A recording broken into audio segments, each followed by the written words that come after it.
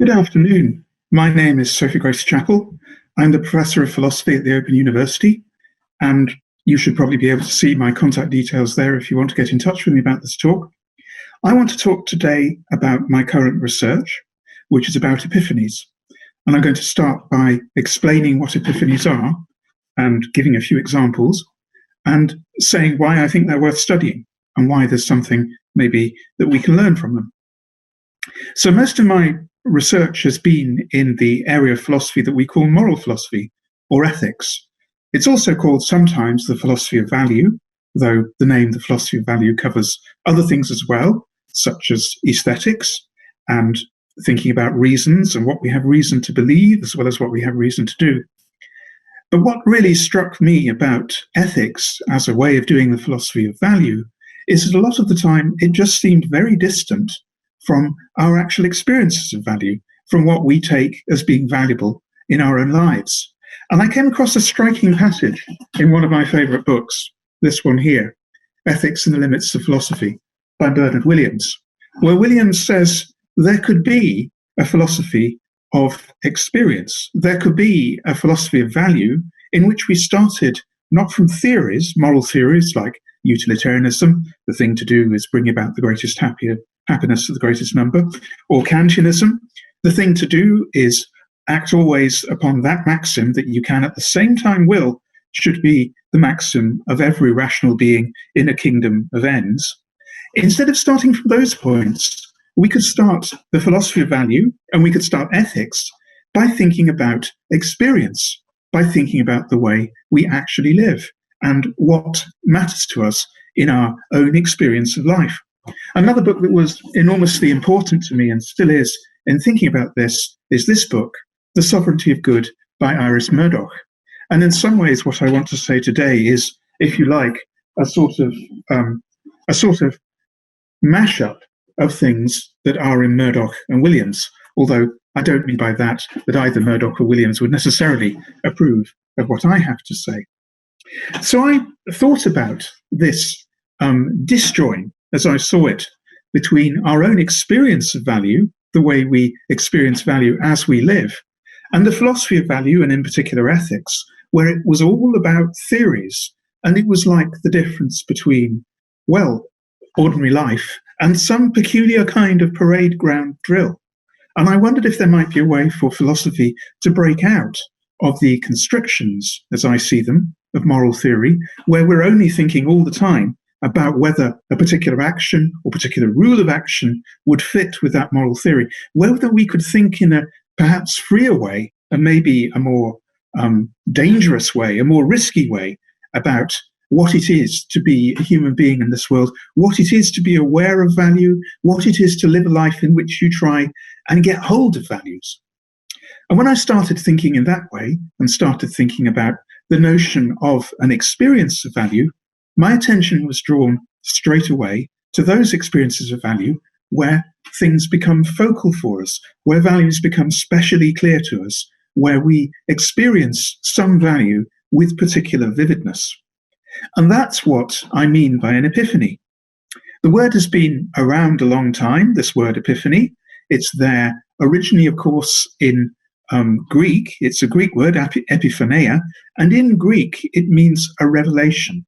And often it means a revelation of the divine. So in the Christian church, there's a festival of Epiphany on January the 6th, celebrated 12 days after Christmas itself, depending on how you count exactly your days. And the festival of Epiphany is about the revelation of divine value in the human world. Before that, Epiphany was often used by pre-Christian Greeks, by pagan Greeks, to talk about value too. The word didn't attain the meaning that particularly interested me until the 20th century, and it attained it through James Joyce. He was writing in a book called Stephen Hero, which was the prototype of Portrait of the Artist as a Young Man, in which his hero, who's called Stephen Dedalus, says, well, what we have to do is try and capture these evanescent moments in which we experience something particularly spiritual, something particularly valuable. Those are epiphanies, and it would be good to try and write a book in which we write those epiphanies down. And In fact, James Joyce did write such a book.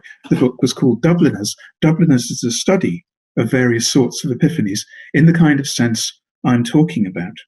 So what is that sense? Well, let me start with some examples. Here's an example from my own life. This picture was taken by my partner. We were supposed to be going climbing, but it was a good day for skiing, and we ended up only skiing. This is me looking over the edge of the Larrick Grue with a cloud sea in the Larrick Grue, and it was an epiphanic moment for me, being up there amidst that snow and all that beauty, with a blazing sun in the sky and with perfect snow for skiing. And of course, one of the reasons why this is such a great picture that Stephen took of me is because it immediately reminded me, subconsciously, without my realizing I was being reminded, of this picture here. I think in that picture I look a little bit like the wanderer above the sea of fog, and I was a wanderer above the sea of fog. When Caspar David Friedrich painted this very famous image, which is famously used as the cover for the Penguin edition of Nietzsche's The Antichrist, Friedrich was clearly thinking of a moment of epiphany where someone reaches the top of a mountain and sees below them the glorious world spread out before them in this magnificent way.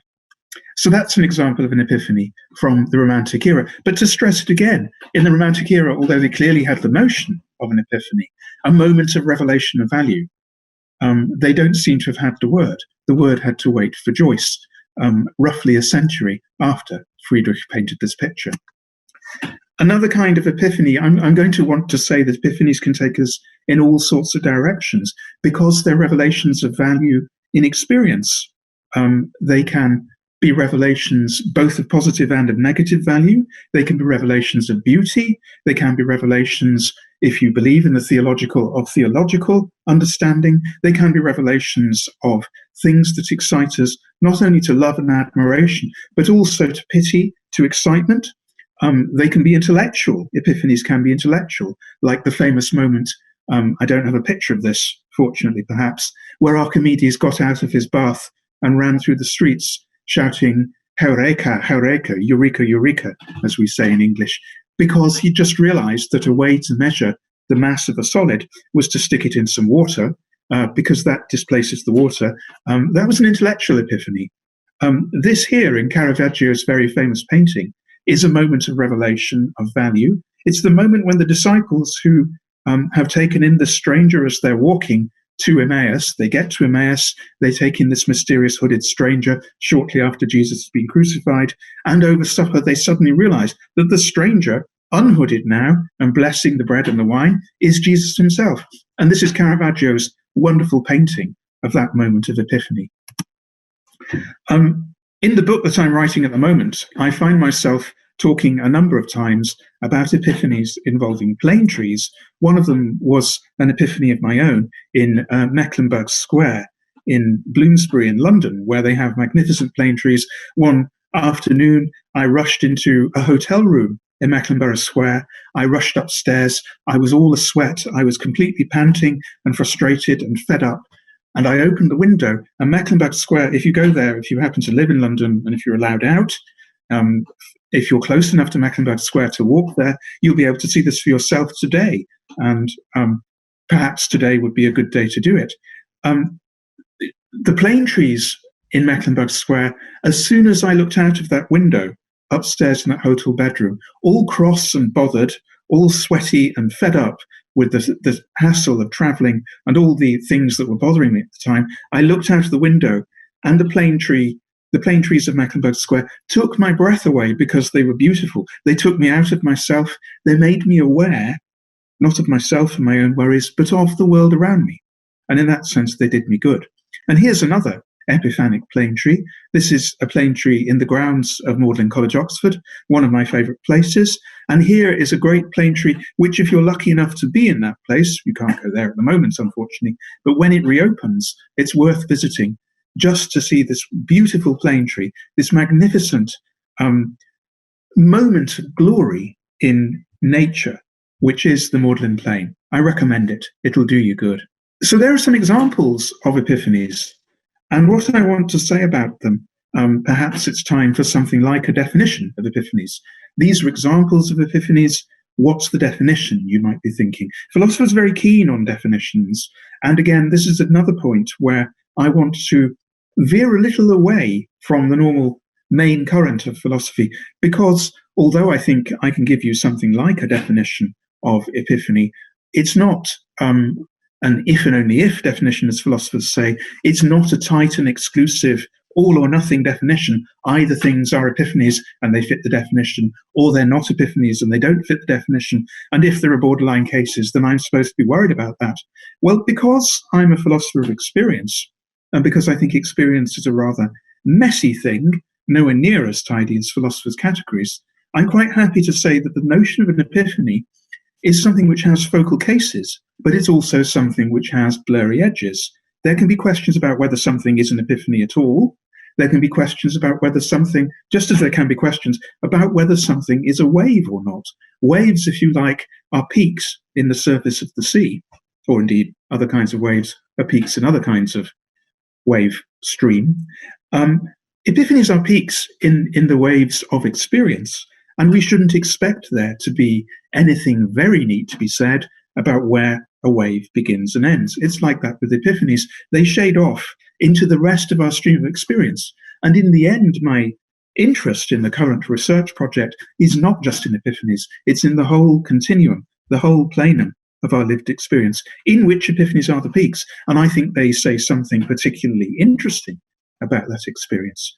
But they're not the only thing that's worth studying. To continue watching this video, click the link in the top left or in the description below.